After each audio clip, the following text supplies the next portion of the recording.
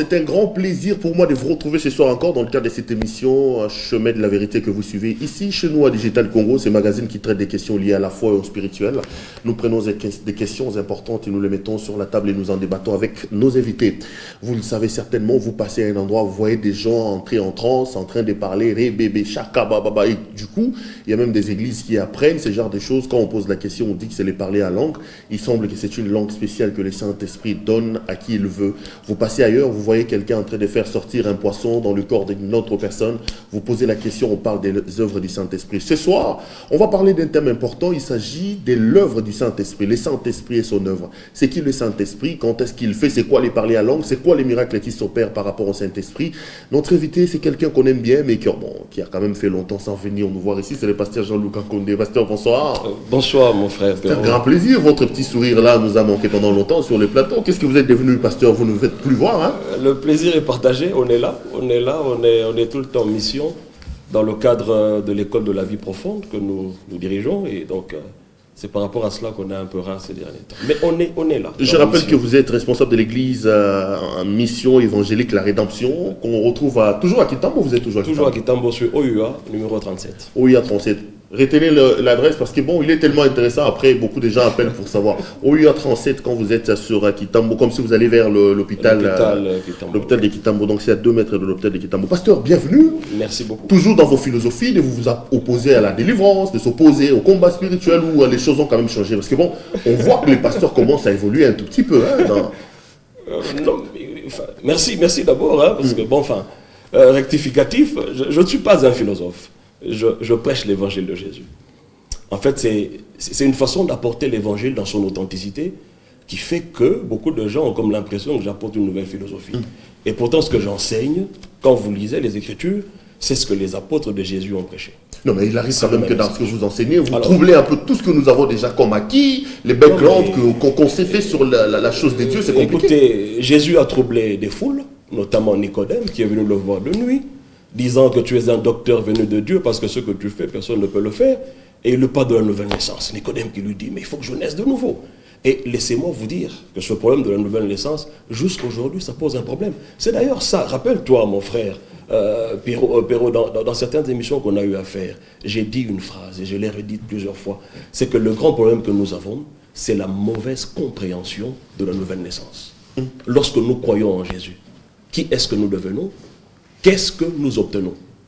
Quelle est la position que nous occupons par rapport à Dieu, par rapport à Satan et par rapport au monde? C'est l'ignorance de toutes ces choses-là qui font que, voilà, on court derrière les choses que nous avons déjà. Et Dieu merci, par rapport à ce terme, on va comprendre, le Saint-Esprit dans l'homme, c'est le couronnement de la rédemption. On va parler de ce thème aujourd'hui, je n'ai pas envie de vous amener à gauche à droite, mais je m'en voudrais si je ne pose pas cette question. Est-ce que dans l'évolution de la chose des dieux, de la prédication, un pasteur, dans la façon de présenter Dieu, peut-il avoir des modifications? Est-ce que Dieu peut vous amener à changer de prédication? Je donne des cas, je sais que vous n'aimez pas que je cite des noms des gens, j'assume ce que j'ai dit. Le pasteur Jean Bosco Kindomba s'est repenti dans son église. Il dit qu'aujourd'hui, on ne peut plus arrêter les démons parce que tout ce qu'il a enseigné avant, il a estimé que ce n'était pas normal et maintenant, il a une autre nouvelle lumière. Il enseigne différemment par rapport à ce qu'il a enseigné avant. Le pasteur, l'apôtre Léopold Mutombo Kalombo, lors de son tout dernier chapitre sur, comment ça s'appelle, sur la destruction des hôtels, il a dit que lorsque l'homme reçoit le Seigneur, c'est son corps qui est sauvé, c'est l'âme qui est sauvée, il faut aller combattre pour récupérer son esprit, alors qu'avant, lorsqu'il était encore le pasteur qui parlait d'Israël, qui parlait de tabernacle, il nous disait que l'esprit était indépendant, qu'il fallait le faire croître. On sent une certaine modification dans leur façon de prêcher. Est-ce possible que vous rencontrez Jésus aujourd'hui et qu'après qu'il y ait une modification, une évolution dans votre façon de prêcher? Je vais donner une référence dans la Bible par rapport à ce monsieur Apollos, que Aquilas et Priscille ont rencontré. La Bible dit qu'il était plongé dans les Écritures et qu'il parlait de Christ. Mais lorsque Aquilas et Priscille l'ont récupéré, ils l'ont d'abord écouté, la Bible dit qu'on lui a exposé beaucoup plus clairement l'évangile de Jésus. Je suis d'accord qu'un homme de Dieu commence par une certaine façon d'enseigner les choses, et au fur et à mesure qu'il est en train de croître avec le Seigneur, le Saint-Esprit lui fait comprendre que ce que tu as enseigné, ce n'était pas ça. Voilà la meilleure des voies qu'il faut suivre. Je suis d'accord avec ça. Donc on peut avoir des mutations, quoi. Non. Un enseignement, vous nous enseignez pendant 20 ans, pendant 15 ans, voilà la route, et puis après, à la 25e année, vous revenez, vous dites que le Seigneur m'a éclairé, voilà, on ne doit plus faire ça. Donc. Et c'est là que je vais ajouter. Comment est-ce que nous sommes entrés au ministère? C'est tout le problème aussi. Il y a beaucoup de gens qui n'ont pas reçu le bagage qu'il fallait avant d'entrer au ministère. C'est des gens qui parlaient simplement bien. C'est des gens qui avaient une certaine renommée. Ou c'est des gens qui sont partis par rapport à une situation qui prévalait dans leur assemblée. Mais ils n'avaient pas un message spécifique en soi. Ils n'ont pas été appelés avec un message clair. Et donc ils ont commencé comme cela. Mais Dieu dans son amour, il peut. Mais le danger dans tout ça, c'est que toutes ces personnes que vous avez amenées dans l'erreur, qu'est-ce qui va devenir de ces gens? C'est ça, parce qu'il y a même des gens qui disent que c'est pas normal. C'est là le problème, et nous arrivons à perdre beaucoup de gens aujourd'hui qui nous disent, voilà, vous commencez comme ceci, et après vous changez de l'autre côté, et voilà, c'est un peu du méli-mélo dans tout ça, et ça, je n'apprécie pas du tout. Mais je me dis qu'un homme de Dieu peut évoluer. Ce que je vous enseigne aujourd'hui, je peux amener même dans les prochaines émissions mes agendas où j'enseignais la parole de Dieu depuis les années 97. Je peux vous dire que c'était les mêmes choses. Mais la manière dont cela a évolué aujourd'hui, en fait, je suis entré en profondeur de ce que j'enseignais superficiellement. Mais je ne me suis contredit en rien du tout. Même quand vous dites que je m'oppose à la délivrance, non, la délivrance est biblique. Le combat spirituel également. Mais le problème avec moi, c'est quoi? Quelle est la place de la délivrance dans la vie d'un chrétien? Et comment devrait se faire le combat? Rappelez-vous, dans la dernière émission, je vous ai donné Ephésiens 6. Et moi, je vois souvent les autocollants dans la ville de Kinshasa ici, Ephésiens 6, la clé, le combat spirituel clé pour le succès, je ne sais pas, quelque chose comme ça. Mais quand vous lisez toutes les armes du combat, et que vous comparez comment le combat se fait, ça n'a rien à voir avec ce que la Bible dit. De un, la Bible dit d'abord que nous devons être puissamment fortifiés. De quoi la Bible fait allusion? Mais à la plénitude du Saint-Esprit, à la puissance du Saint-Esprit. Comment des chrétiens, qui au départ, la nouvelle naissance est d'abord hypothétique, ils ne savent même pas ce que c'est que la plénitude du Saint-Esprit. Et vous les emmenez du jour au lendemain au combat. C'est pour que ça donne quel résultat? C'est exactement ce que nous voyons aujourd'hui. Permettez-moi de le dire en lingala. Et ça, la bana bazobeta silikoti. Na buki, na panzi, au panzi ni no buki nini. Feu. Quelqu'un qui cherche le mariage, feu. Quelqu'un qui veut l'argent, feu. Quelqu'un qui cherche le feu. Mais finalement, donc dans cette Bible, il n'y a pas un modèle de prière. Les disciples de Jésus ont posé la question à Jésus, Maître, enseigne-nous à prier. Revenons sur les thèmes d'aujourd'hui, j'ai l'impression que... Non, mais même le thème d'aujourd'hui, toutes ces choses vont se retrouver là. Voilà, donc c'est un peu plus clair, quoi. On voit l'apôtre Mutombo qui dit que lorsqu'on reçoit le Seigneur Jésus, c'est l'âme qui est sauvée. Alors qu'il y a quand même 10 ans, on les suivait, il disait que l'esprit... Non, mais écoutez, j'ai beaucoup de respect pour tous ces aînés. Ce sont des gens qu'on a vus dans cette ville et qui nous ont donné le goût de l'évangile. Et je ne suis pas mandaté pour juger qui que ce soit. Mais à cause de la vérité, je ne peux pas me taire. La Bible est claire. Lorsque vous recevez Jésus, c'est l'esprit qui est né de nouveau. Je vais expliquer ça d'une certaine manière. Lorsque la Bible dit que vous êtes devenu une nouvelle créature, c'est-à-dire les choses anciennes sont passées. Mais tous ces gens qui disent que c'est l'âme qui est sauvée, est-ce qu'ils ne se rappellent pas de ce qu'ils ont fait hier et avant-hier? Si l'âme est devenue une nouvelle créature, alors tout ce que vous avez fait hier, avant-hier, 10 ans, effacé, vous n'allez même plus vous rappeler de ça. Parce que la nouvelle naissance implique la mort. C'est le vieil homme qui meurt, ce que j'étais, l'esprit qui était né sous l'empire du péché, l'enfant de Satan. Il meurt, il y a une nouvelle naissance, on appelle ça une nouvelle création. Dieu te crée nouvellement. Ce que tu es, ça n'a jamais été avant toi une seconde.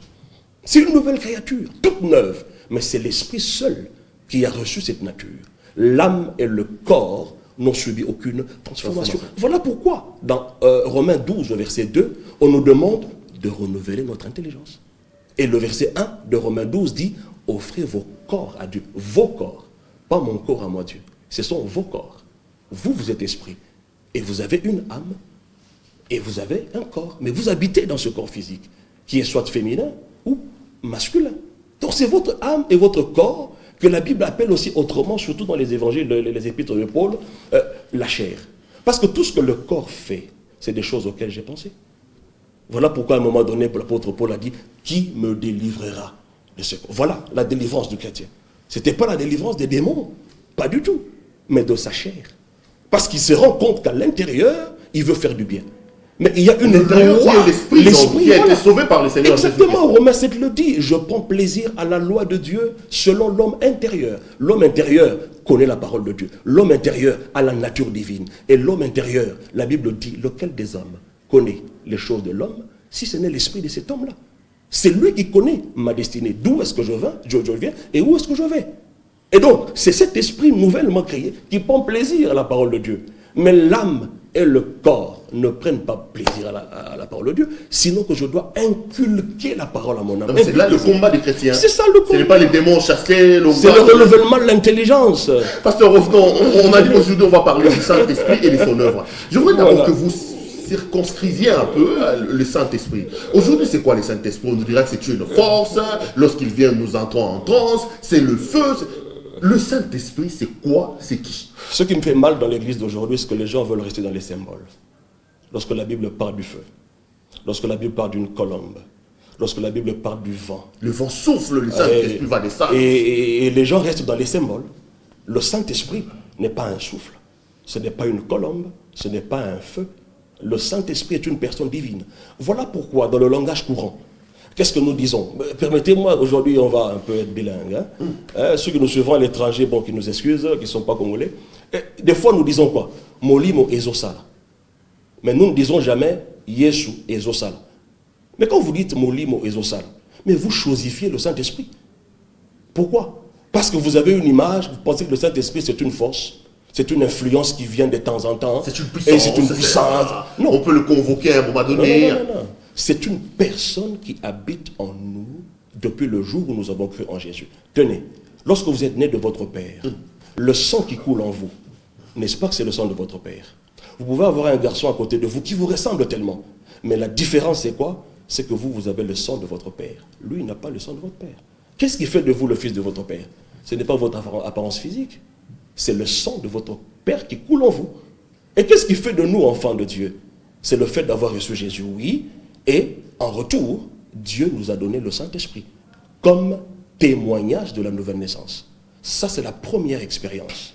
C'est-à-dire que je reçois le Seigneur Jésus, oui. Et automatiquement, après la réception, j'ai le Saint-Esprit. Le Saint-Esprit est... Mais lorsqu'on dit qu'on parle, par exemple, du baptême du Saint-Esprit, lorsqu'on dit « je vous communique l'Esprit », tout ça, est-ce qu'on le reçoit d'un homme, de son pasteur, ou c'est automatique? Voilà. Ce sont des histoires. Vous savez, des fois, nous, les pasteurs, entre guillemets, nous voulons inventer des histoires.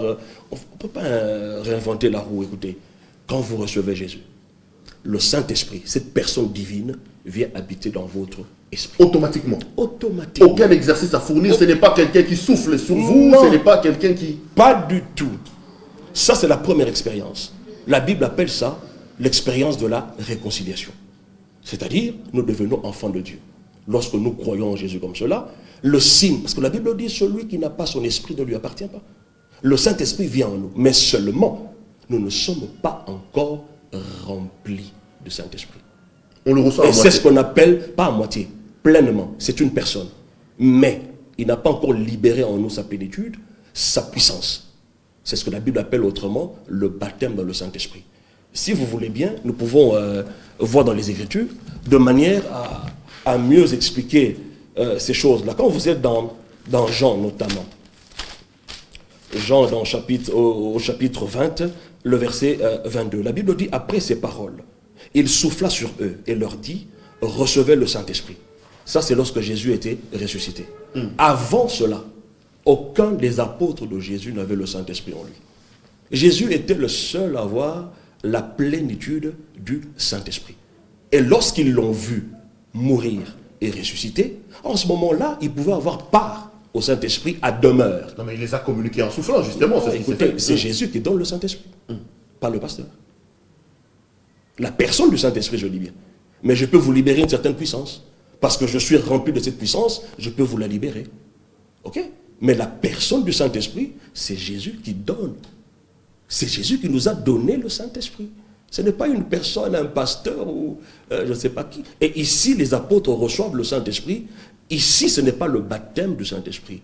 C'est le jour où les apôtres sont nés de nouveau. Et ils ont reçu la personne du Saint-Esprit, attestant que nous sommes devenus enfants de Dieu. Puisque vous êtes fils de Dieu, Dieu a envoyé en vous l'Esprit de son Fils. Et le Saint-Esprit rend témoignage à notre esprit que nous sommes enfants de Dieu. Romains 8, le verset 16. Mais quand vous allez dans les Actes des Apôtres, à partir du chapitre 1 là-bas, qu'est-ce que la Bible va nous dire? Au verset 4. Comme il se trouvait avec eux, il leur recommanda de ne pas s'éloigner de Jérusalem, mais d'attendre ce que le Père avait promis, ce que je vous ai annoncé, leur dit-il, ce que le Père avait promis. Car Jean a baptisé d'eau, mais vous, dans peu de jours, vous serez baptisés du Saint-Esprit. C'est ça la plénitude, donc. C'est deux expériences distinctes.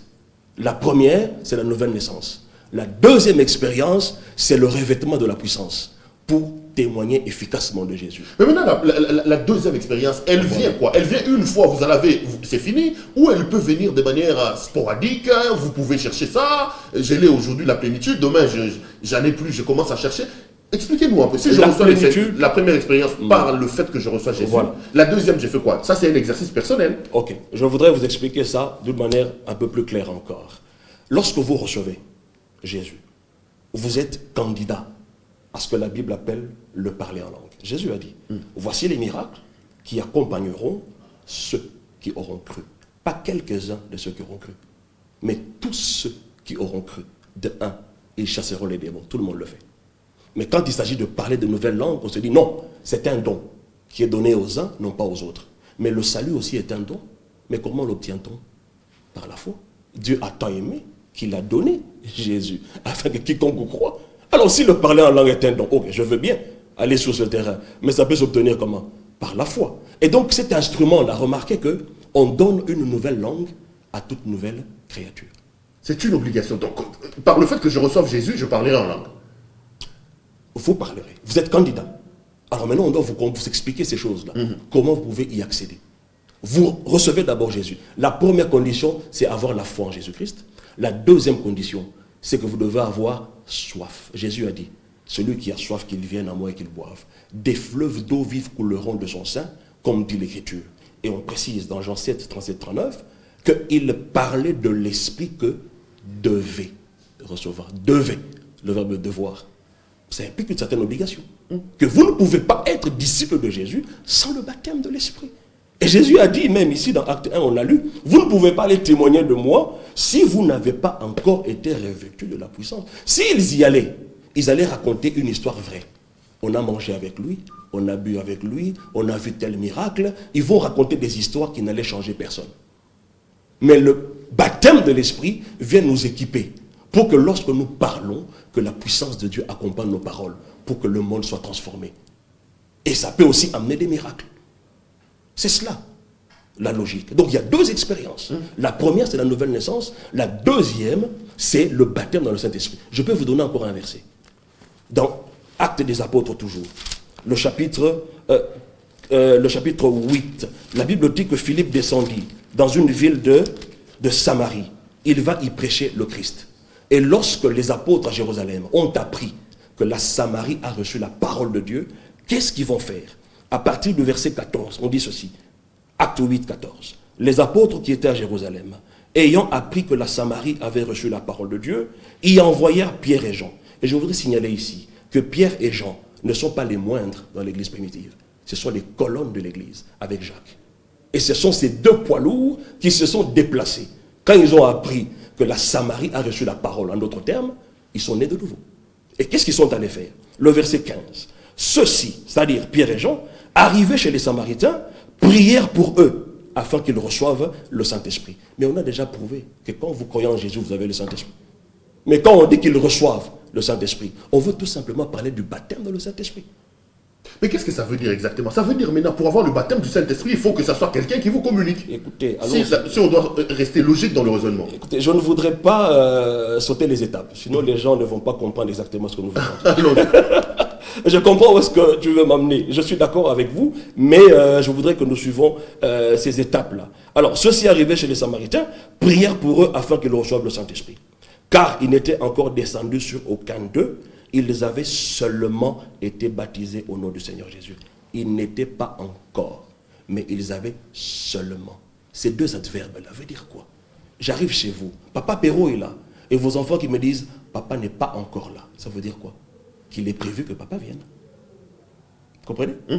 Et vous êtes seul? Non, on est seulement avec maman. Ça veut dire quoi? Papa manque. C'est ça que ça veut dire. Le Saint-Esprit était prévu. Je parle du baptême. Et qu'est-ce qui leur manquait? Le baptême du Saint-Esprit. Il y a un menu qu'il faut respecter. Quand vous lisez bien les enseignements des apôtres, vous allez voir qu'ils passent par la repentance, le baptême d'eau et le baptême du Saint-Esprit. Les trois choses sont toujours respectées dans leur discours. Étudiez bien la Bible. Pierre, le premier jour là, à la Pentecôte, qu'est-ce qu'il dit? Repentez-vous, faites-vous baptiser, vous recevrez les dons du Saint-Esprit. Mais vous n'avez toujours pas répondu à ma Paul. question. Non, je vais y arriver. Sur le baptême, je vais y arriver. Paul se déplace qu'il a la force. On voit un effort humain, quelqu'un de l'extérieur qui donne, qui communique. Alors maintenant, là, il ne s'agit pas de la personne du Saint-Esprit qui communique. Mais il s'agit de prier pour ces gens afin qu'ils expérimentent la Pentecôte pour leur part. Et je voudrais ici dire que la Pentecôte n'est pas un certain jour de l'année. Comme pour dire autour du mois de juin, on chante les cantiques autour du Saint-Esprit, et après le mois de juin, on oublie. Un peu comme autour du mois de mars et avril, on chante des cantiques autour de la Pâque, Jésus ressuscité, et puis après on oublie. Non, c'est le fondement de notre foi. La Pentecôte, c'est tous les jours. Parce que nous avons le Saint-Esprit en nous à demeure. Et notre foi est soutenue par la mort et la résurrection de Jésus. Ce sont des choses de tous les jours. Alors, maintenant, quand quelqu'un reçoit Jésus, moi je peux venir lui parler de cette expérience, la deuxième, qui est l'expérience du baptême dans le Saint-Esprit. Je lui parle de ces choses, je peux prier pour lui, afin qu'il soit rempli du Saint-Esprit. Mais je ne lui communique pas la personne du Saint-Esprit. Parce que la personne du Saint-Esprit est déjà en vous quand vous avez cru en Jésus-Christ. De la même manière que quand vous avez cru en Jésus, la Bible dit nulle part que vous serez guéri. Mais vous êtes déjà guéri. Mais il arrive que vous tombez malade. Mais je peux prier pour vous et vous êtes guéri. Ce n'est pas une histoire, une guérison que j'ai pris quelque part. Elle est en vous. J'ai déclaré pour que cela se manifeste.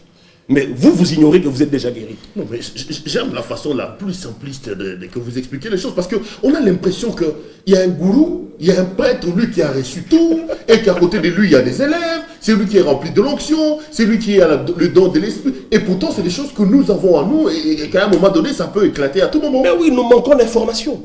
Une fois que vous avez reçu Jésus, vous êtes candidat au don de parler en langue. Pierre a dit, la promesse est pour vous, pour vos enfants. Il parle d'Israël et ses descendants. Et pour vous qui êtes au loin, il parle des païens. En aussi grand nombre que le Seigneur notre Dieu en appellera. La promesse est pour vous. Mais il n'avait pas l'information. Pasteur, nous avons parlé de la personne du Saint-Esprit. Je voudrais qu'on parle de son œuvre. C'est là que les Romains sont en train de s'empoigner, ici en RDC. Mais là, je le reçois. Il vient faire quoi dans ma vie? M'aider à parler en langue, m'aider à faire tomber les gens, à sortir les poissons, oui, ça va tomber sur le tomani. Qu'est-ce que le Saint-Esprit fait finalement dans la vie des chrétiens? La première œuvre, c'est la nouvelle naissance. Voilà. Mais la nouvelle naissance que je reçois déjà en recevant le Seigneur Jésus. Non, mais ça, c'est la On première. n'a pas besoin de lui. Si. Parce que la Bible dit, vous êtes nés d'esprit. À tous ceux qui l'ont reçu, à ceux qui croient en son nom, elle a donné le pouvoir de devenir enfants de Dieu. Et le verset 13 de Jean 1 explique lesquels sont nés, non du sang ni de la chair, mais de la volonté de Dieu. Or, Dieu est esprit. C'est une naissance spirituelle. Quand on parle de la nouvelle naissance, c'est l'œuvre du Saint-Esprit qui fait ces choses-là. Tout commence là. Et donc, quand on n'a pas compris la première œuvre du Saint-Esprit, tout le reste risquera d'être faussé. Complètement à côté. D'abord, la nouvelle naissance. Et la première des choses, la deuxième des choses que le Saint-Esprit vient faire, c'est qu'il vient nous donner l'assurance de ce salut. Il atteste en nous que nous sommes enfants de Dieu. Vous vous promenez avec ces assurances-là, vous vous dites, je suis enfant de Dieu, et à la bouteille, parce que, voilà, c'est cette assurance-là d'être enfant de Dieu, et avec cette nature, c'est ça qui produit les miracles. Voici les miracles qui accompagneront ceux qui auront cru, c'est-à-dire les enfants de Dieu. Ils chasseront les démons. On ne dit pas que les miracles qui accompagneront les diacres, les apôtres, les prophètes. J'ai aimé ce que vous avez dit. On a comme l'impression que c'est un gourou au milieu du peuple qui lui a tout potentiellement, en termes d'esprit, et il est en train d'en distribuer aux autres. Ça, il fait ce qu'il veut. Non, écoutez, ça c'est pas correct. Chasser les démons, la Bible dit, c'est pour ceux qui ont cru. Pérou, vous croyez en Jésus aujourd'hui. Demain, vous pouvez chasser un démon. Vous croyez maintenant, après 2 minutes, vous pouvez chasser un démon. Ce n'est pas parce que j'ai fait 10 ans dans la vie chrétienne que je vais chasser. Alors quand je vois à la télévision, quelqu'un qui se dit... L'école de démonologie, démons des familles, démons des serpents, démons des mères, démons de ceci, démons de cela. Ce sont des histoires, mon cher frère. La Bible est claire. Quand vous avez cru, vous chasserez. Mais le problème, c'est quoi? Nous n'avons pas la conscience de ce que nous sommes devenus en termes de puissance. Maintenant, on doit nous enseigner. Mais sachez que vous avez déjà ça. Quand le Saint-Esprit vient habiter en vous, vous allez remarquer dans la Bible, c'est comme si le futur a cessé. Dans l'Ancienne Alliance, qu'est-ce qui se passait? Le Saint-Esprit venait sur des hommes, notamment le roi, le prophète et les sacrificateurs. Tout le reste du peuple n'avait pas de Saint-Esprit. Et même ceux qui prétendaient avoir le Saint-Esprit, les trois que j'ai cités, le Saint-Esprit n'était pas en eux, il était sur eux. Ce qui fait qu'ils venaient qualifier l'homme pour un service donné et il pouvait se retirer. Et c'est la même pensée qui est restée aujourd'hui dans la Nouvelle Alliance lorsque nous chantons par exemple Moli Mon Santo Kita. Mais celui qui est en vous, c'est qui? Non, il est avec nous. On va évoquer le Saint-Esprit. Il est en vous. Pero, je suis avec vous. On vous demande où est le pasteur Jean-Loup. Tu commences à crier. Jean-Loup, Yaka, Yaka. Il dit, on va vous prendre pour un fou. Ça frustre le Saint-Esprit. C'est comme si nous ne croyons pas qu'il est avec nous. Il est déjà en nous, à demeure. Voyez-vous. Et lorsqu'il vient habiter en nous, lisez les épîtres. On ne vous dira jamais, vous serez bénis, vous serez délivrés, vous serez ceci ou cela. Dans les épîtres, tout ce que nous avons reçu en Jésus est écrit au temps passé. Mais dans l'Ancienne Alliance, quand le Saint-Esprit n'était pas encore dans l'homme, qu'est-ce que Dieu dit? Moi, votre Dieu, je viendrai. Je délivrerai vos peuples. C'est quand même important ce que vous dites. Mais oui. Mais celui qui est en vous, celui qui est en vous, c'est qui? Mais on prie comment pour prier le Saint-Esprit? Toi qui es en moi, agis. Merci Saint-Esprit pour ta présence en moi. Merci de me communiquer ta sagesse, ton intelligence. Merci de me conduire sur tes voies. Révèle-moi la direction que je dois prendre. Mon frère, Nicolo Sifungwama Kala. Vous savez quand il y a eu le débarquement, vous savez la Pentecôte, c'est comme le débarquement de l'armée américaine là, hein, pendant la Deuxième Guerre mondiale. C'est ce qui s'est passé. Voilà, c'est un débarquement du royaume. C'est ce jour-là que ce royaume est descendu pleinement sur la terre pour le bénéfice de tous. Le jour de la Pentecôte. Comprenez? Mais Jésus, quand vous lisez de Jean jusqu'à de Matthieu jusqu'à Jean, qu'est-ce que vous remarquez? Vous remarquez un seul homme qui fait des prodiges. C'est comme si les autres sont des spectateurs, comme dans un stade. Il fait marcher un paralytique, ses disciples qui disent waouh, c'est fantastique. Il fait parler un muet, waouh, il ressuscite des morts, il guérit les malades, et ainsi de suite. Mais quand vous allez dans les actes des apôtres, vous vous rendez compte qu'il n'y a pas que Jésus seul qui peut faire ces choses. Les spectateurs deviennent des acteurs. Voilà. Mais dans les actes, vous n'avez pas les secrets de cette vie. Mais quand vous allez maintenant dans les épîtres, c'est là que vous avez les secrets de la vie. La vie chrétienne, c'est dans les épîtres. Mais faites les analyses, vous allez voir que rares sont ceux qui enseignent les épîtres. Ils sont tous dans l'Ancienne Alliance. Et la meilleure façon d'enseigner l'Ancienne Alliance, c'est de l'enseigner à la lumière de ce que Christ a fait. Ça, c'est la meilleure façon. Quand vous l'enseignez en disant, par exemple, Ndeko, Ezalokola, Daniel, Asambelaki, Bianonaye, Bakangaki Ango, Ezalokola Yope, c'est faux. Moi, je ne suis pas Daniel. Je ne suis pas appelé à être semblable à l'image de Daniel. Je suis appelé à être semblable à l'image de Christ. Et puis à cette époque-là, le chemin qui mène au Père n'était pas encore ouvert. Le sang n'avait pas encore été versé. Quoi de plus normal? Satan, quand il 21 jours, Jésus, quand il a accompli tout sur la croix, qu'est-ce qu'il a dit? Tout pouvoir m'a été donné. Tout ça veut dire quoi? C'est tout. Alors dites-moi, auprès de Satan, il y avait combien de pourcentage de pouvoir, de puissance ou d'autorité? Jésus a tout confisqué. Et il n'est pas allé avec au ciel. Il nous l'a donné. Nous l'avons. Maintenant, quand nous avons des problèmes, qu'est-ce que nous faisons? Rabbi descend. Ah non. Non. Je vous parle de Genèse. Dieu a dit à Adam, domine, assujetti. Quand le serpent est venu les séduire, Dieu ne savait-il pas que l'homme allait tomber? Si, il est omniscient. Est-ce que Dieu a abandonné l'homme? Non, il avait confiance en l'homme. Parce que c'est à l'homme que Dieu a donné toute la capacité de dominer sur le diable. Mais l'homme n'a pas fait sa part. L'homme n'a pas fait sa part. Alors qu'est-ce que vous voulez? C'est ça l'équité. La justice de Dieu, c'est ça. Il est derrière sa parole pour l'accomplir.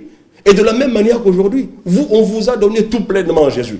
Mais quand vous avez un problème, au lieu d'utiliser le pouvoir qu'on vous a donné dans le nom de Jésus, vous dites quoi? Rabbi descend maintenant. Non. Le rabbi que tu cherches là, c'est toi. Parce que la Bible dit, tel il est au ciel, tel je suis ici, sur la terre. Kota. Asia Kota les Kamonabiso depuis Kala. Bundela Bitumba yo. Asia Bunda pe Alonga. Maintenant, nous devons faire valoir la victoire. Non, je vous donne. Parce que je vous donne un élément dans la Bible. Quand on dit par exemple, on chante ça. À côté les makoko tali kambona. C'est tiré de quoi? De Job qui dit mon Rédempteur se lèvera le dernier. Mais dites-moi, Perrault, en lisant cette Bible, est-ce que le Rédempteur ne s'est jamais levé? Il n'a jamais accompli une rédemption éternelle ici. La Bible le dit dans Hébreu. Mais c'est quel Rédempteur que vous attendez? Poya Kosigolayo. Vous vivez dans quelle époque?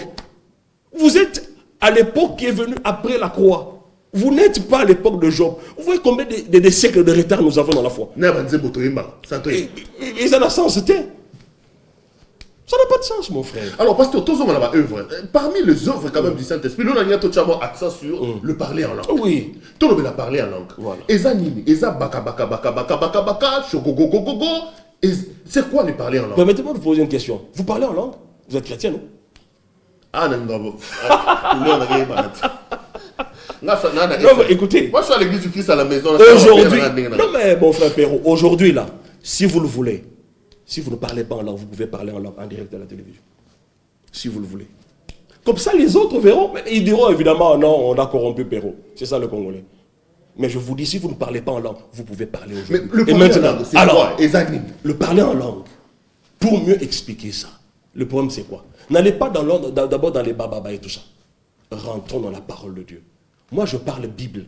Je ne raconte pas ce que les hommes racontent. Voyez-vous? Alors, tous les lecteurs de la Bible ne me contrediront pas si je disais que l'expression parler en langue est écrite dans la Bible. Nous sommes tous d'accord. Ça, c'est la première des choses. La deuxième des choses est de savoir, est-ce que le parler en langue est encore d'actualité? Ou bien c'est une expérience unique des apôtres de Jésus à la Pentecôte et de quelques autres personnes après la Pentecôte? Est-ce que tout le monde, en tant que chrétien, peut-il parler en langue ou pas? Est-ce que quand on parle en langue, doit-on nécessairement interpréter cette langue ou pas? Ce sont des questions que j'accepte. Mais aujourd'hui, nous avons des pasteurs aujourd'hui qui passent à la télévision et qui disent que si vous entrez dans une église où les gens parlent en langue, sortez de cette église-là. Bazabandoki, sont des sorciers. Non. Il faut lire la Bible, chers pasteurs. Lisons la Bible. Je vous donne un verset biblique. 1 Corinthiens. Pour vous prouver que les langues sont d'actualité. 1 Corinthiens chapitre 13. Je commence au verset 8 jusqu'au verset 10. La Bible dit, l'amour ne périt jamais. Les prophéties seront abolies. Les langues cesseront. La connaissance sera abolie. On parle de deux choses. Langue, prophétie et connaissance. Qui un jour cesseront ou seront abolies ou s'arrêteront. Mais le verset 8 ne nous dit pas quand. Quand vous lisez le verset 9, on dit, car nous connaissons en partie et nous prophétisons en partie. Mais écoutez le verset 10. Mais quand ce qui est parfait sera venu, ce qui est partiel sera aboli. Quand vous lisez 8 et 10 en sortant le 9, vous comprenez que certes, les langues, la connaissance et les prophéties passeront. Quand? Lorsque le parfait sera venu. C'est qui le parfait? C'est Jésus. Il n'est pas encore venu. Donc les langues, les prophéties et la connaissance sont d'actualité. Ah bon, je comprends bien. Donc c'est quand le Seigneur Jésus viendra qu'on arrêtera de parler en langue. Mais oui. Là, l'église ne sera plus sur la terre, on sera enlevé. Vous comprenez? Le verset est clair. Donc les langues sont d'actualité. Alors il y a déjà une question qui est tombée. Que les gens qui parlent en langue, ils sont oui, le parler en langue. Qu'on me donne des versets. J'ai suivi une de vos émissions ici. Il y avait un monsieur qui fustigeait le parler en langue, sans argument. Sans argument. Mais moi, je donne des arguments. Alors, la deuxième des choses, pour mieux comprendre le parler en langue, c'est quoi? C'est que, en étudiant de près tous les versets en rapport avec le parler en langue, nous sommes arrivés à une conclusion. C'est qu'il y a 3 composantes qui expliquent le parler en langue dans la Bible. Nous pouvons parler du parler en langue comme prière. Nous pouvons en parler comme message. Et nous pouvons en parler comme un ministère public. Et il y a des versets aussi qui expliquent ces 3 composantes. Donc, dans le parler en langue, 3 choses. 3 choses. La première, Le parler en langue peut être une prière.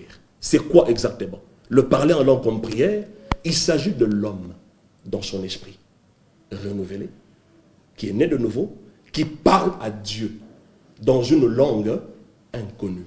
Là, c'est une affaire privée entre l'homme et son Dieu. Entre l'homme et son Dieu. L'homme est en train de parler. Ça, c'est une prière personnelle. C'est ça donc là.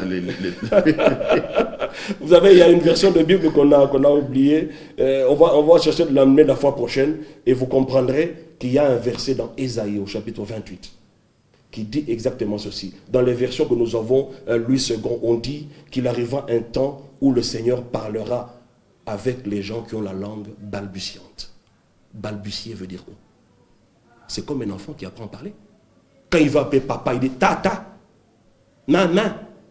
Et vous voyez un monsieur comme vous qui commence à balbutier, dire des choses que son intelligence ne comprend pas. Ésaïe en a déjà parlé. Là, c'est de la langue entendue comme prière personnelle. Prière. Je vous explique ça. On va faire une prochaine émission, n'est-ce pas?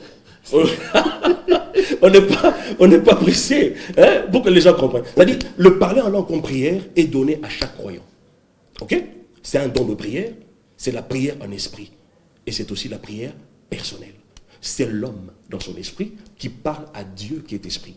Non, mais est-ce que dans cette façon de prier, moi je parle moi-même personnellement à Dieu, ai-je besoin que tout le monde l'entende? C'est là également que ça choque. Parce que vous vous trouvez dans un endroit, quelqu'un commence à crier bah bah bah bah, shake bébé. Comme c'est une prière personnelle, est-ce que lorsqu'on est dans cette phase, dans cette première phase, faut-il pas se cacher, le faire parce qu'on en parle avec son Dieu au lieu de déranger les autres qui ne comprennent absolument rien? Je vais y arriver. Et nous allons bien expliquer tout cela. La Bible n'est pas contre le fait de parler en langue dans l'assemblée, mais que tout se fasse selon l'analogie de la foi, qu'il n'y ait pas de désordre. Mais il n'est pas interdit de parler en langue comme prière dans une assemblée. Remarquez que c'est mon esprit qui parle à Dieu. Papa, vous voyez un homme, un humain qui parle avec un chien. Qu'est-ce que vous allez vous dire? C'est pas normal. Ce sont deux créatures de nature dissemblante. C'est pas normal. Mais lorsque un esprit, moi, je parle à Dieu qui est esprit, quoi de plus normal? Et donc ça, c'est la meilleure façon de prier. Et la Bible nous donne les versets par rapport à cela. Premièrement, Marc 16, 17 que j'ai donné ici. Voici les miracles qui accompagneront ceux qui auront cru. Comme tout chrétien doit prier. Il y a deux façons de prier. Avec son esprit, c'est ce que la Bible appelle le parler en langue. Et avec son intelligence, l'âme aussi peut prier. Il y a deux façons de prier. Voyez-vous, tous. Les miracles qui accompagneront, pas quelques-uns. Qui n'accompagneront pas les apôtres ou les prophètes. Non. Mais tous ceux qui ont cru. Quand vous chassez les démons, vous les voyez partir? Comment vous savez qu'ils sont partis? C'est la foi. Mais alors, pourquoi ne pas accéder aussi au parler en langue par la foi? Mais il faut d'abord avoir l'information. L'information biblique donne la foi. La foi vient de ce qu'on entend. C'est par rapport à cela qu'on peut y accéder par la foi et on parlera. Papa, moi j'ai parlé seul en langue dans ma chambre. On m'a enseigné ces choses, je n'y croyais pas. J'étais trop logique. J'ai parlé seul dans ma chambre. Personne ne m'a imposé. Ce sont divers moyens au travers desquels on peut aussi parler en langue.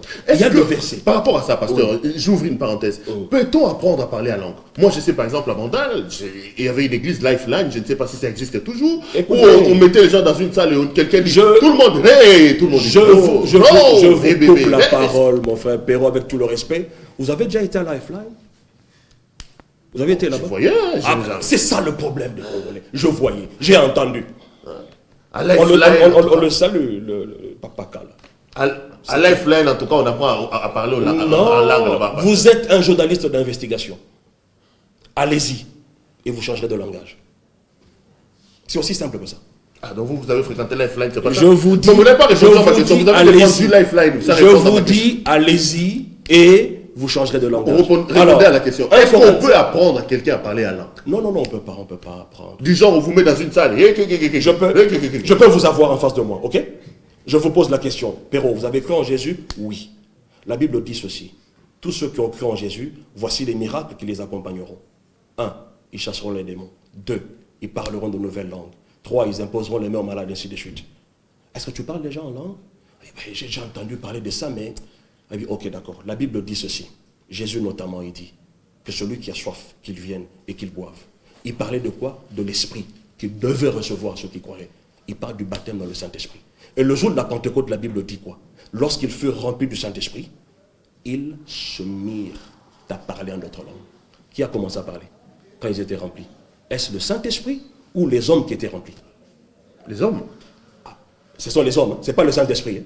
Alors maintenant, les gens qui n'ont même pas expérimenté ça, qu'est-ce qu'ils vous disent? Non, au moins pour parler en langue, il faut zélana le côté de la bozindo, moli moye morabando. Non. Posez-lui la question. Vous parlez en langue? Non, nayogaka. Mais la Bible dit, quand vous avez la foi d'être rempli, comme à la Pentecôte, ils furent remplis et ils se mirent à parler. Ce sont les hommes qui ont commencé à parler. C'est l'homme qui prend l'initiative de parler en langue. Mais quand il s'agit de la prophétie, c'est le Saint-Esprit qui prend l'initiative. C'est lui qui te communique la parole que tu dois donner à l'assemblée. Terminons cette première partie, donc la langue prière. Vous vouliez donner un verset. Voilà, 1 Corinthiens 14, le verset 2. En effet, celui qui parle en langue ne parle pas aux hommes, mais à Dieu. Car personne ne le comprend. Et c'est en esprit qu'il dit des mystères. C'est de là que nous avons tiré la première composante. Parce que quand on dit tu ne parles pas aux hommes, mais à Dieu, c'est la prière. Donc mon esprit, né de nouveau, peut parler à Dieu. Et lorsque mon esprit parle à Dieu, c'est une langue inconnue. Qui ne demande pas d'interprétation. Parce que celui à qui je m'adresse me comprend. J'ai un autre problème, pasteur. Par rapport à cette première partie-là, où vous dites que la langue est une forme de prière, on a l'impression que c'est pratiquement la même chose. Chez Shinda Baba Baba, chez Roko Bobo Bobo. Est-ce que c'est comme ça qu'on a l'impression que c'est un peu des copies? C'est une question qui me revient. C'est la même chose. Je vais vous dire une chose. Je vais expliquer Est-ce que ça. la langue en question doit seulement... Je vais expliquer ça d'une manière naturelle. Quand vous êtes en face de 2, 3, 4 Chinois en train de parler, vous ne connaissez pas le chinois, je parie. Vous avez l'impression d'entendre quoi? La même chose. Tin, tin, tin, tin, tin. Ce sont des langues inconnues pour vous, dans une certaine mesure. Et lorsque vous entendez, si vous êtes américain, qui ne connaissez pas le lingala, entendez des gens parler lingala, vous aurez l'impression qu'ils disent les mêmes mots. Le problème dans tout ça, c'est quoi? Les gens ne comprennent pas que c'est une langue qui peut avoir des vocabulaires. C'est là le problème. Comme c'est des choses que l'intelligence ne comprend pas, c'est tout le problème. C'est là qu'il y a le problème. Parce que si les gens comprenaient les bobo baba voilà que vous dites là, les gens n'allaient pas vous dire que non, voilà, nous ne comprenons pas. Non, ils allaient dire, oh non, j'avais dit ça, ça, ça, ça. C'est là que nous viendrons la deuxième composante, qui parle maintenant du message en langue. Quand quelqu'un parle en langue, en fait, ce n'est pas, enfin, qui parle en langue comme message, ce n'est pas lui qui s'adresse à Dieu. C'est maintenant Dieu qui parle à l'assemblée dans une langue inconnue. Maintenant, il faut interpréter. Donc les baba baba là, que ça nous offusque pas, ça ne nous dérange pas. Donc ils en aura langue. Vous avez un autre verset? Par expérience. Par expérience, lorsque vous parlez en langue, en termes de prière, si vous êtes assidu là-dedans, le vocabulaire va croître. C'est comme un enfant qui vient de commencer à parler. Il a presque le même vocabulaire. On avait un frère à qui on enseignait ces choses. On est resté avec lui pendant un temps. Lui, tout ce qu'il disait dans sa prière en langue, c'était bo, bo, bo, bo, bo, bo. C'est tout ce qu'il disait. Il peut parler comme ça pendant des heures. Mais la Bible dit que ce sont des mystères. Ce que vous entendez bo, bo, bo, aux yeux de Dieu, ça sonne autrement. Et vous savez pourquoi Dieu permet cela? Pero, vous êtes incapable de vous mettre aujourd'hui et demander, Seigneur, merci, parce que tu m'as donné 100 millions de dollars. Vous allez vous poser des questions. Mais avec mon esprit, je peux le dire. Dans les bobos. Sans que mon intelligence ne soit affectée. Seulement avec les bobos. Ah ben oui. Je veux vous dire que prier en langue, vous priez même par anticipation. Mais après le bobo, après un temps, il a évolué dans son vocabulaire. Tout à fait. Il a ajouté les bababa, les non, pas les chocolondono. Moi, je peux faire une expérience. Écoutez, nous avons dit que celui qui est rempli, il parlera. Ce n'est pas le Saint-Esprit. Le Saint-Esprit lui donne les paroles. C'est comme quand je prêche. Les paroles coulent, n'est-ce pas? Est-ce que j'ai besoin de dire, Saint-Esprit, qu'est-ce que tu dis? Soyez bénis au nom de Jésus. J'attends encore qu'ils me disent. Non. Ça coule. Mais tout ce qui coule de moi, là, c'est des choses qui me sont données en esprit. Pasteur, on va terminer peut-être en ajoutant ça, parce qu'on me signale que cette émission est arrivée à la fin. Vous allez revenir la semaine prochaine, peut-être la semaine d'après aussi. Mais non, le moment. Vous dites que la première partie, c'est la langue entendue comme prière. Ça vient quand? Parce que c'est moi-même qui contrôle, c'est le Saint-Esprit qui me donne ça spontanément, ou c'est moi qui décide de quand je vais parler. Lorsqu'ils furent remplis, ils se mirent à parler. Qui a commencé à parler? Les hommes. Selon leur temps à eux, selon leur contexte à eux. Quand on prie en langue, c'est l'homme qui prend l'initiative. C'est une prière. Comme si je voudrais me dire maintenant, Seigneur, je te loue, je te remercie. Je te glorifie pour ta sainte présence ici. Parce que j'ai besoin de temps de concentration pour ça. Tout comme je peux lever mes mains et je commence à parler. Je prie en langue. Oui, c'est moi qui prie. Je suis un esprit. Je prie en utilisant mes cordes vocales. En libérant cela sous l'inspiration du Saint-Esprit. Le gars, monsieur, s'il moi 30 secondes, il y a l'âme.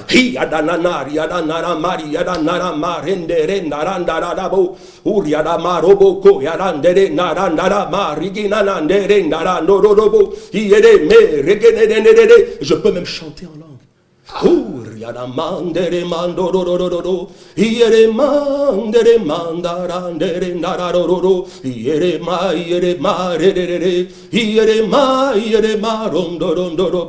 Je peux chanter en langue. Indonésien, C'est ça les langues diverses. Et indonésien, là, quand nous allons voir la deuxième composante, je peux parler l'indonésien. Donc, bateau, comme le jour de la Pentecôte. Même bateau,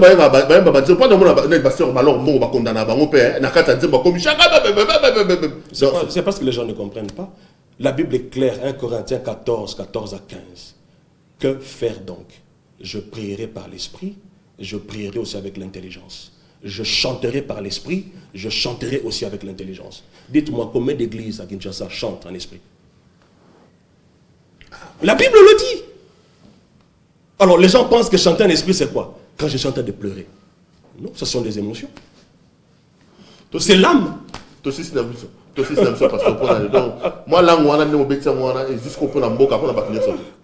La Bible dit, nous ne savons pas ce qu'il convient de demander dans nos prières, mais l'esprit lui-même intercède par des soupirs inexprimables. Et celui qui connaît la pensée de l'esprit sait que l'esprit intercède en faveur des saints. Si vous avez une église de 10 000 membres, comment vous allez prier pour tous les membres? C'est parce qu'on a une église de 10 membres. Vous avez 10 000 membres. Vous allez prier comment? Mais la langue va couvrir tous ces gens-là. C'est le Saint-Esprit qui donne des paroles, ce qu'il faut. C'est-à-dire, j'opère au-delà de mes limites naturelles. Je prie dans le domaine de l'esprit. Dans le domaine de l'esprit, il n'y a pas de limite. Il n'y a pas de limite. Tu es pas un pasteur. Donc, tu langue, ils en a 3 parties. Langue entendue comme prière. Là, c'est une affaire personnelle entre l'homme et son Dieu. Et il y a aussi des avantages liés à ça. On reviendra là, on reviendra. Okay. Langue entendue comme message. Là, c'est Dieu qui parle à l'homme dans une langue inconnue et qui demande une interprétation. Et langue entendue comme ministère public. Comme ministère public. Le lot, on me dit qu'on frôlait langue entendue comme prière. Oui. Revenez la semaine prochaine. Je promets que le pasteur Jean-Loup revient. Reviendra la semaine prochaine, on va continuer avec lui dans l'échelle. Bon. Je sais que les gens vont dire tout ce qu'ils veulent. Bernard clôturer la langue. Non, on ne peut pas clôturer. La Bible dit. Écoutez. Non. La Bible dit devant l'église réunie. Ok? Je ne dois pas dire 10 000 paroles en langue. Au moins 5 paroles en intelligence pour édifier les autres. C'est ça qu'on va comprendre la fois prochaine. Bon, quand je veux clôturer une prière, mais je dois le faire dans une langue connue. Non, Seigneur, merci pour ce foufou, ainsi de suite. Et il n'y a pas seulement les gens des bababa, comme vous dites, et tous les autres là qui prient, non pas à la manière de la Bible. Il a le foufou là, il dit Makila Nayo et Petolango. Est-ce que le sang de Jésus veut purifier le foufou? Alors, vous comprenez ça? Quelqu'un, on finit le culte, quelqu'un qui fait la prière, il dit Seigneur, Toromatami Tuka, Ezangi Misu, na Matoi. C'est quel verset biblique? Dans toute la Bible, il n'y a pas de verset de protection. Dieu est derrière sa parole. Il n'est pas derrière nos imaginations. Ça, c'est une façon vaine de prier. Ça, les gens ne disent rien. Mais comme de l'autre côté, on ne comprend pas, mais bien que c'est écrit dans la parole de Dieu, les gens n'ont pas l'enseignement, ils pensent que c'est un problème. Pasteur Jean-Loup, on promet à notre spectateur. Merci beaucoup. Ok, bon, donc semaine prochaine. Je vais revenir. J'allais à la Lubumbashi, je ne pars pas. Je reste seulement pour ça. On va faire 3 semaines. On va continuer 3 semaines pour terminer. Madame, monsieur, cette émission est terminée. Pas terminée, on met une pause. Ah, la séance a été suspendue. Je vous retrouve la semaine prochaine à la même heure et sur la même chaîne. Merci de nous avoir suivis. Merci également à l'équipe technique. Je pense à Hubert Chipuka là, qui était à la manipulation des tout, à supervision, coordination. Hubert, comment il s'appelle le jeune homme en calvitie ici? Sir Tsumbu, l'homme de Yumbi. Yumbi ne tombera pas avec les chefs plateau. Merci à vous. Valentine Lavoisine était à la table de leçon. Le meilleur d'entre tous, Carly Mabiala, a été à la manipulation du tricaster. La semaine prochaine, merci de nous avoir suivis. Pasteur, grand merci d'être venu. Merci, par Cheikh exemple. Ebede. Non. Merci Seigneur, parce que tu étais avec nous. Je bénis mon frère dans son émission, dans sa profession. Donne-lui sagesse et intelligence au nom de Jésus. Amen. Amen. Pour ça, on n'a pas besoin de là.